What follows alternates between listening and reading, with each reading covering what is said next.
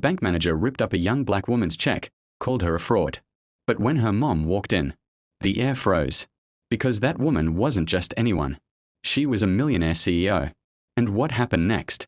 It shook the entire nation. The bank lobby smelled of polished marble and quiet humiliation.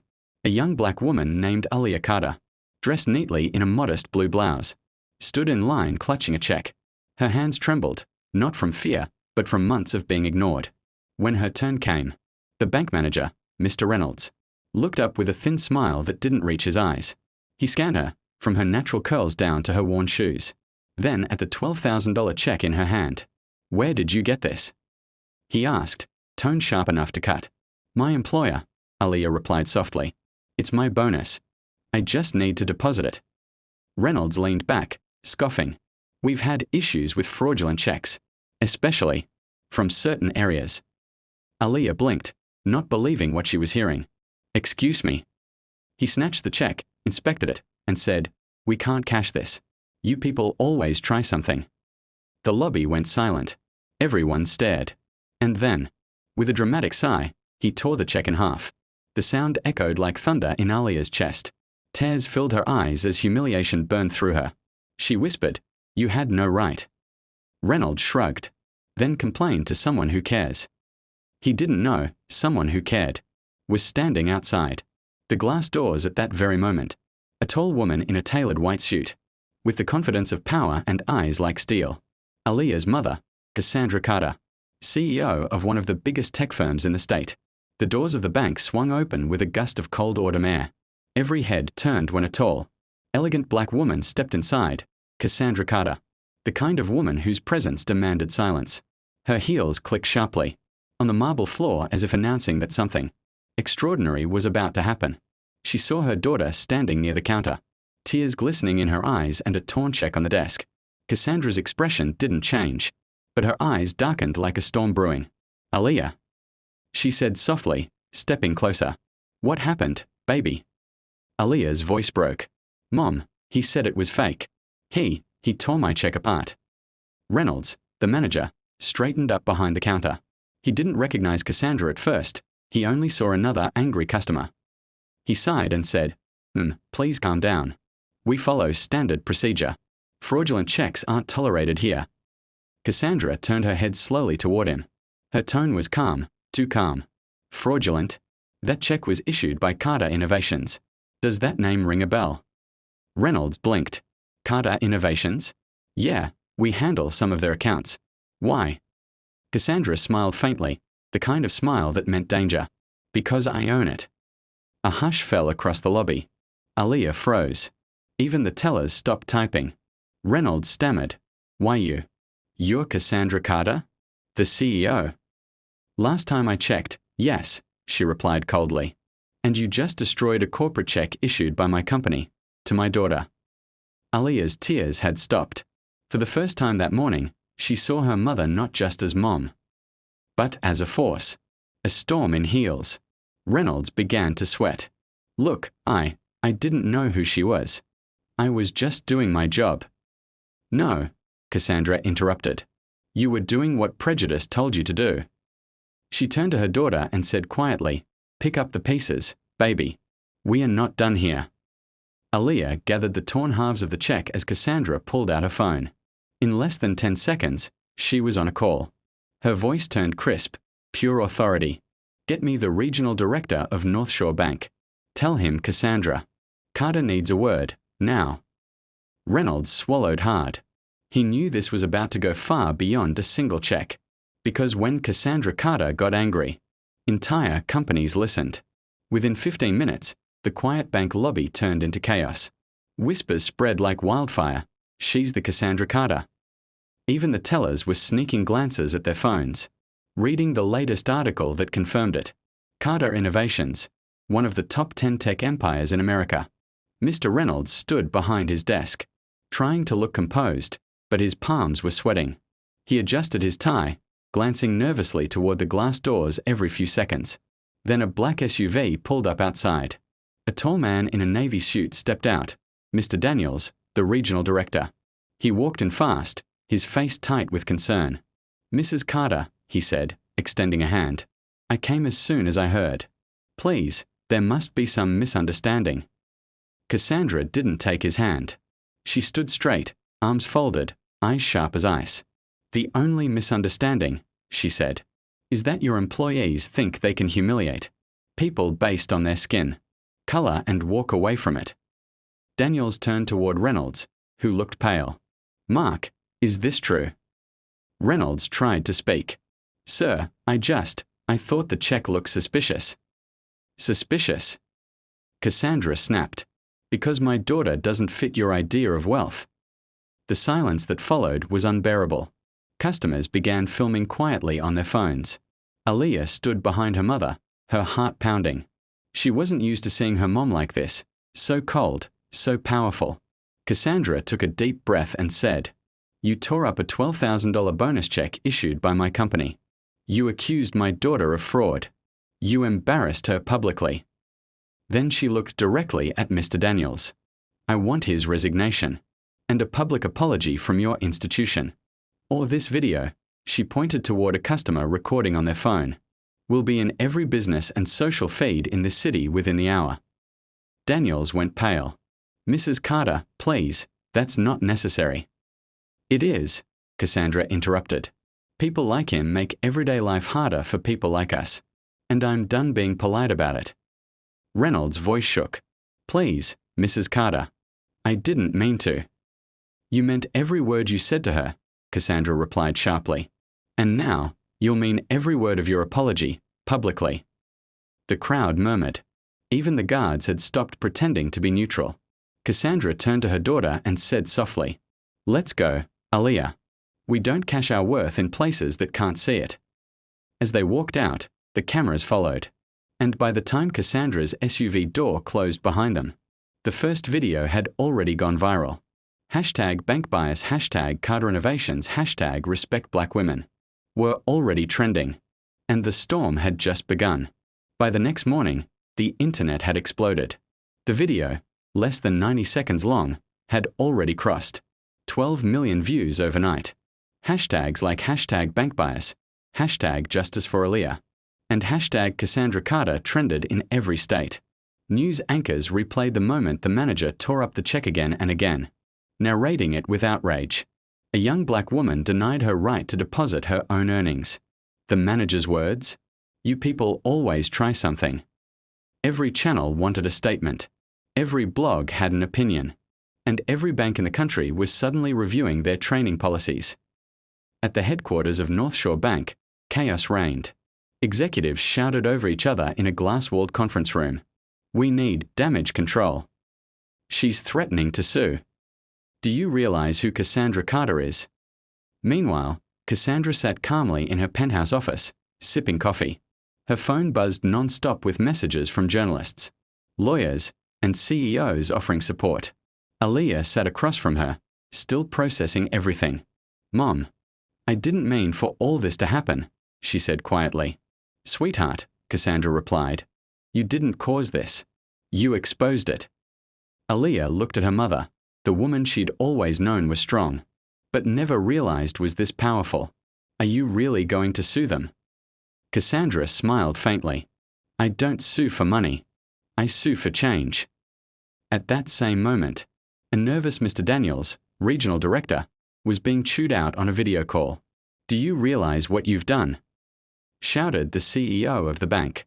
Her company holds 3 corporate accounts with us, worth over $70 million. If she pulls them, we are done. Daniel stammered. I'm trying to reach her, sir. She's not responding. The CEO slammed his fist on the table. Then go to her office. On your knees if you have to. Fix this. Back in Cassandra's office, her assistant entered quietly. The regional director from North Shore Bank is here. He's asking to see you. Cassandra set her cup down slowly. Her gaze shifted to her daughter. Ready to watch a man learn humility, baby? Aaliyah nodded silently. Cassandra stood, adjusting her white blazer. The same one she wore yesterday when she walked into that bank. But this time, she wasn't walking in as a mother defending her daughter. She was walking in as a woman teaching an empire a lesson. The elevator doors slid open with a soft chime.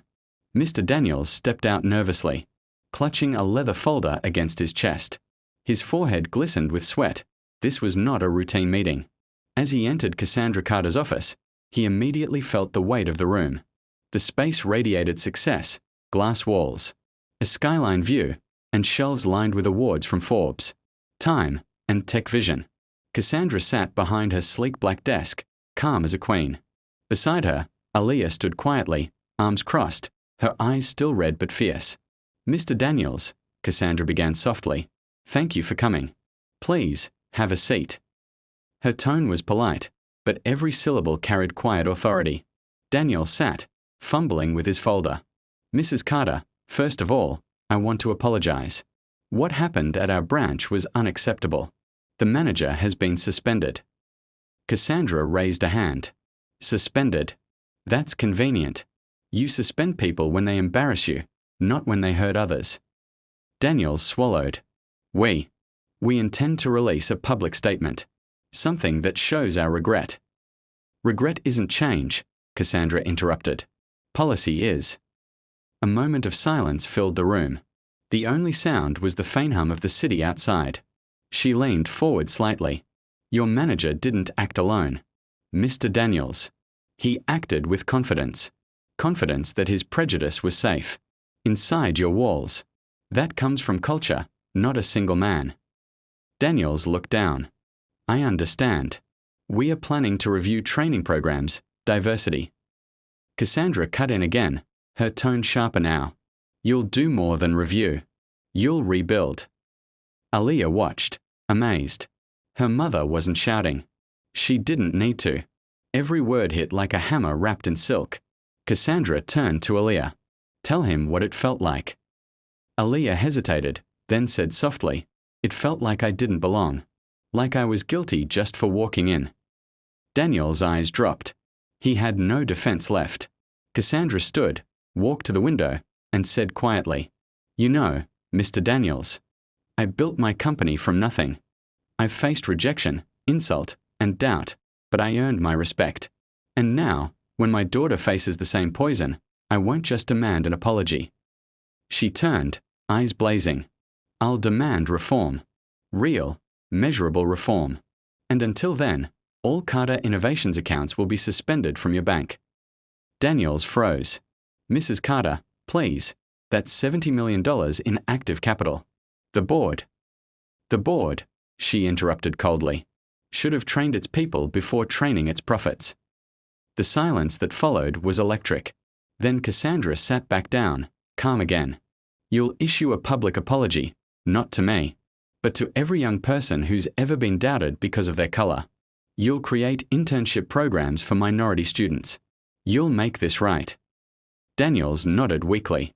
"Yes, Mrs. Carter. You have my word." Cassandra smiled faintly. "Good. Because your word is all you have left." 2 days later, Cassandra Carter's words echoed across every major news network in America. Clips of her conversation with the bank director, recorded by an assistant, had gone viral overnight. Regret isn't change. Policy is. You suspend people when they embarrass you, not when they hurt others. Those lines became quotes, printed on posters, retweeted by celebrities, and used in classrooms as examples of dignified power. Everywhere she went, people whispered, "That's Cassandra Carter, the woman who made the bank apologize." But while the world praised Cassandra, something deeper was happening with Aaliyah. She sat in her small apartment that evening, scrolling through social media. Every post mentioned her mom, the CEO, the powerhouse, the legend. Almost no one mentioned her, the girl whose humiliation started it all. She stared at her reflection in the dark laptop screen. "Everyone knows her name," she murmured. "No one knows mine."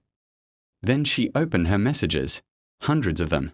Black women, single mothers, college students, all writing the same thing. "Your story gave me courage. I went through the same thing. You made me feel seen." Aaliyah's eyes filled with tears. For the first time, she realized maybe her silence had power, too. That night, she opened her camera and began to speak. Her voice was shaky at first, but real. "Hi, I'm Aaliyah Carter. A few days ago, A man tore up my check and told me I didn't belong. He thought I'd walk away. But I didn't, because my mom taught me something important. Silence helps the wrong people win. She paused, her eyes glistening. So, to every young woman out there, your worth doesn't come from what people see in you, but what you know you are. Don't let anyone cash your dignity for their comfort. She uploaded the video before she could second-guess herself. Within hours, the post exploded, 10 million views. Her words touched hearts even more than Cassandra's. Cassandra watched from her office later that night. For the first time, she didn't feel like a CEO, she felt like a proud mother.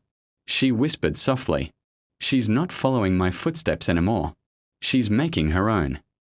Outside, the city lights glowed like quiet witnesses to a generational shift. The lights were blinding. The cameras, the microphones, the buzzing crowd. It was all overwhelming for Aaliyah. She sat on a glossy red chair across from Vanessa Bloom, one of America's most famous talk show hosts. Behind them, a massive screen displayed the words, "The girl who stood up, Aaliyah Carter live." Vanessa smiled warmly. "Aaliyah, millions of people watched your story. You've inspired an entire generation. But tell us, how did it feel that day?" Aaliyah took a deep breath. Her palms were sweaty, but her heart was steady. "It felt like the world saw me as less than human. Like my skin was a question mark I had to keep answering."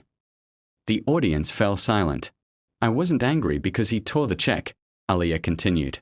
"I was angry because he tore my dignity. But that day, I learned, no one can tear what you refuse to surrender." Applause filled the studio. Cameras zoomed in as tears rolled down her cheeks. Vanessa leaned forward. "And what would you say to Mr. Reynolds, the man who tore that check?" Aaliyah paused. Her mind flashed back to that day, the humiliation, her mother's fury, the stares. But instead of bitterness, something else rose in her chest. "I'd tell him. Thank you." The audience gasped. Vanessa blinked. "Thank you." Aaliyah smiled softly. "Because without that moment, I wouldn't have found my voice. He tried to make me feel small, but all he did was remind me how big my purpose was." The crowd rose in a standing ovation. Tears, cheers, and flashlights filled the air. Then, from behind the curtain, something unexpected happened. A nervous figure stepped out slowly. Mr. Reynolds. The audience gasped again. Even Aaliyah froze. Vanessa whispered, "We didn't tell you, but he reached out. He wanted to apologize, publicly." Reynolds looked older than before. His eyes were heavy with guilt. He stepped toward the stage, holding a microphone that shook in his hands. "Aaliyah," he began, voice trembling, "you don't owe me forgiveness. I was wrong, not just about you, but about people. I saw color before I saw character. I saw assumption before truth." He swallowed hard, fighting tears. "I'm sorry. I hope someday you can see me not as the man who tore your check, but as the man who learned from it." The room was silent again, but this time, the silence was healing. Aaliyah nodded slowly. Apology accepted. Growth matters more than guilt. The audience clapped, not for victory, but for understanding. And somewhere backstage, Cassandra watched with tears in her eyes. She whispered softly to herself, "My baby didn't just win. She healed." It was a crisp Sunday morning when Cassandra Carter arrived at the community center her company had recently sponsored. A new banner hung over the entrance. "Opportunity starts with respect." Inside, the hall was full of young people, black, white, Latino, all sitting together, listening to a speaker talk about diversity in workplaces. It was part of the new Carter Fellowship, a nationwide internship program Cassandra had launched after the incident. As she walked through the hall, applause filled the room. Cameras flashed. Reporters surrounded her. But Cassandra's eyes fell on someone standing quietly near the back, a man in a simple grey suit, holding a folder close to his chest. Mr. Reynolds. Their eyes met. The same man who had once humiliated her daughter now looked small, fragile, and deeply changed. He stepped forward slowly. "Mrs. Carter," he said softly, "I wasn't sure you'd want me here." Cassandra's tone was calm but unreadable. "I wasn't sure you'd come." He nodded, his voice trembling. "After that day, I lost my job. I deserved it. But I didn't want to disappear. I wanted to learn. I've spent the past months volunteering here, helping with youth programs. Not because anyone asked me to, because I needed to face what I'd become. The hall grew quiet. Even the students could sense the gravity of the moment. Cassandra folded her arms. You think helping a few kids makes up for what you did? He shook his head. No, it doesn't. Nothing will. But I want to make sure no one like me ever repeats my mistake. There was sincerity in his voice, raw, unpolished, but real. And for the first time, Cassandra didn't see arrogance. She saw accountability. She took a long breath. Do you know why I started this program, Mr. Reynolds? He looked down. Because of Aaliyah. Partly, she replied. But also because I realized something that day. We can't just punish hate. We have to educate it. Reynolds blinked, holding back tears. If you'd let me, I'd like to help. Not as an employee. As a volunteer. As someone who can tell others what prejudice really costs. Cassandra studied him quietly for a long moment. Then, with a faint nod, she said, Fine. But remember, this isn't redemption. It's responsibility. Reynolds smiled weakly. That's fair. As he turned to leave, Cassandra called out, One more thing. He turned back. When you see Aaliyah next time, don't apologize again. Just show her you've changed. He nodded. I will. Outside the window, sunlight streamed into the hall, the kind of light that only appears after storms. Cassandra looked at the banner again. Opportunity starts with respect. And this time, she smiled, because for the first time, it didn't feel like just words. It felt like progress. The auditorium at Stanford University was packed. Students, journalists, and professors filled every seat for the event titled, Voices for Change, Breaking Bias in Modern America. Among the guest speakers was Cassandra Carter, now a youth advocate and motivational speaker. Her viral videos had turned into a movement. She stood backstage, holding her notes, confident, calm, glowing with quiet power. A stage assistant whispered, You're on in 2 minutes, Miss Carter. She nodded, took a deep breath, and stepped onto the stage to roaring applause. Phones lit up, cameras clicked, and banners with her face lined the walls. Thank you, she began. When I was humiliated in that bank, I thought my story ended there. But now I realize it was just the beginning. The crowd cheered. People ask me all the time, what does justice look like? I tell them, justice isn't revenge. It's growth. It's the moment you look at the person who wronged you and still choose grace. Then she smiled faintly. And today, I want to prove that. The audience murmured curiously as she gestured toward the side of the stage. The curtains parted. Mr. Reynolds stepped out, older, humbler, and visibly nervous. The entire hall went silent. Even the cameras seemed to pause. He approached the microphone slowly. When I first met Aaliyah, he began, I saw a stereotype instead of a person. I was blind, not because I couldn't see, but because I didn't want to. He took a shaky breath. But the day I lost my job, I found my conscience. And Aaliyah, I know forgiveness is a gift. I don't deserve, but I came here today not to ask for it. I came to support the work you're doing, because you've changed lives, including mine. The crowd erupted in applause. Cameras flashed. Some people even stood in tears. Aaliyah stepped closer to him. For a second, it felt like time froze, the same two people. Same memory, but a completely different ending. Mr. Reynolds, she said softly, I forgave you a long time ago. But forgiveness isn't the end of the story. It's the start of something new. He looked up, eyes glistening. Something new. She smiled. How would you feel about mentoring one of the new Carter Fellows? They could learn a lot from someone who's seen both sides of humanity. Reynolds blinked in disbelief. You'd trust me to do that? Not trust, Aaliyah replied. Believe. There's a difference.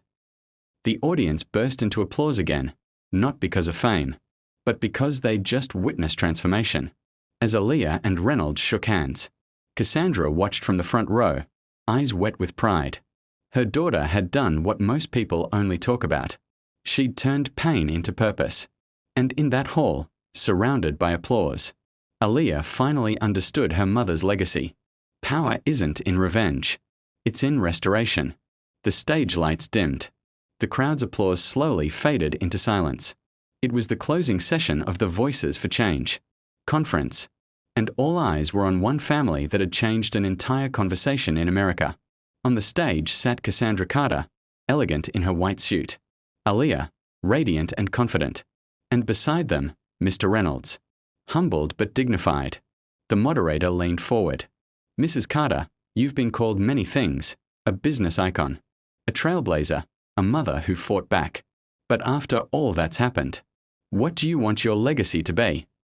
Cassandra looked at the audience, then at her daughter, then finally at Reynolds. For a moment, she didn't speak, just breathed in deeply, letting the weight of years settle softly in her chest. Then she said slowly, her voice calm but powerful, "I used to think legacy meant power, the kind that shakes boardrooms and moves markets. But I've learned that real power is the kind that heals."